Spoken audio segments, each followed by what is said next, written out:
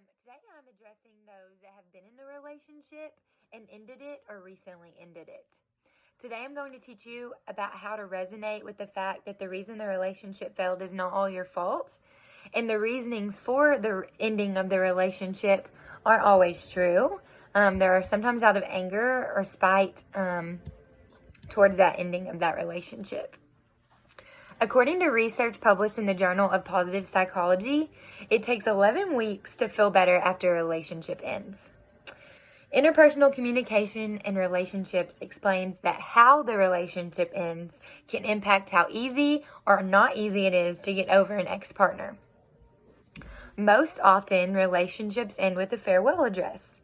Those can look like a ton of different things. A farewell address can be ugly and nasty, or it can be calm and respectful. So we kind of have to figure out the two slots of those. If it's calm and respectful, I think that it's important that you run with that, and definitely try to get over that relationship because you got it good by just having a calm and respectful farewell. The farewell address will reflect facets of the total relationship history. So not just what's going on right then and there, it's over the span of the entire relationship. And although those facets are often magnified to the point at which the participants may very well see their exhibited behavior as a distortion or a misrepresentation of their normal style of relationship. For example, a leave-taking may be characterized as a lot of yelling and nastiness, which the pair feels are atypical of their relationship, so not normal for them. In my episode 2, I wanted to connect these videos because in episode 2, I introduced one of our groomsmen named Ryan. Ryan just got out of a 5-year relationship recently. It's been about 5 months now, and we actually moved into the house that him and his ex-girlfriend lived in. And in that, he is living with us, and in that, I've kind of had an insight into that farewell address and how that looked for them. And so over the course of their 5 years of dating, Ryan explains that they never fought. There was never really any issues. It was just a pretty easygoing relationship and a very unexpected farewell.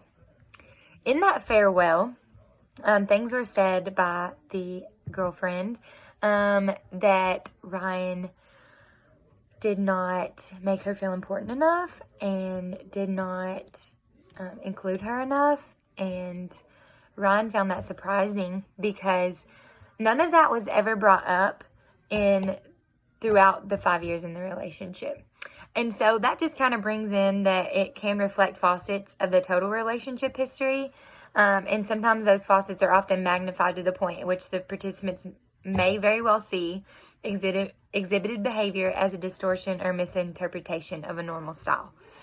So that specific farewell was seen as a misrepresentation and a distortion. And of course, everyone has two sides to every story. So that's important, being the outsider looking in.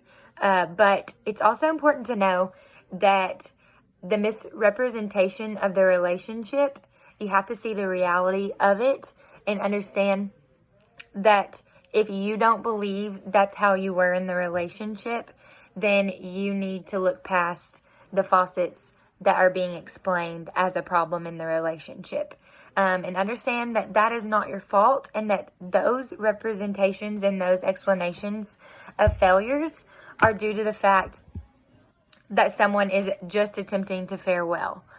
So look past all of the misrepresentations, understand what's true, work on it, but don't work on things that you don't need to work on. You just need to enhance the things that you're good at, especially in relationships, and try not to worry about the past. Start at a new blank slate. I think that's important. And always remember that your truth is the only truth. So make sure that you tell it, and make sure it's known, and make sure you live it. All right, guys, thanks so much for watching all 3 episodes. I hope we've learned a lot together, and I hope you guys have a great year in 2022.